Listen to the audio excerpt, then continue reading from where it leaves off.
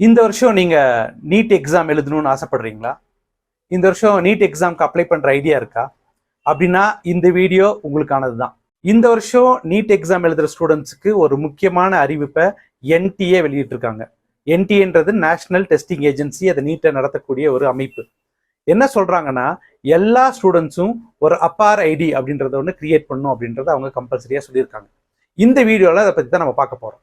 Appar ID அப்படின்னா என்னன்னா, automated permanent academic account registry. இதுக்கு தான் அப்பார் ஐடி அப்படின்னு சொல்றாங்க. அதாவது ஒன் ஸ்டூடெண்ட் ஒன் நேஷன் அப்படின்ற ஒரு ஸ்கீம்ல தான் இது வருது.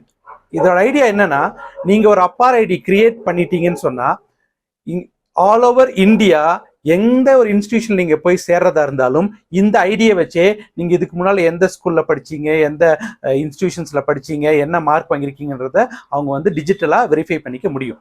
இப்போ அதை எப்படி கிரியேட் பண்ணணும் அப்படின்னா, உங்களுக்கு இருக்க வேண்டிய விஷயங்கள் ரெண்டு தான் கம்பல்சரியா. ஒன்று, உங்களுடைய ஆதார் கார்டு. அந்த ஆதார் கார்டு அப்டேட்டடா இருக்கணும். உங்களுக்கு எல்லாருக்கும் தெரியும், ஆதாரோட வேலிடிட்டி 5 இயர்ஸ் மட்டும்தான். 5 வருஷத்துக்கு ஒரு டைம் நீங்க ஆதாரை அப்டேட் பண்ண வேண்டியதா இருக்கும். ஸோ அப்டேட்டட் ஆதார் கார்டு இருக்கணும்.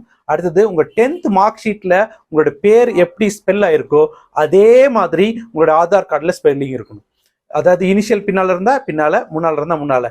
இந்த மாதிரி விஷயங்கள் இது 2 மட்டும் இருந்ததுன்னு சொன்னா நம்ம வந்து டிஜிலாக்கர்ல போய் ஒரு அக்கௌண்ட்டை கிரியேட் பண்ணி உடனே அது மூலமா நம்ம அப்பார் ஐடி கிரியேட் பண்ண முடியும்.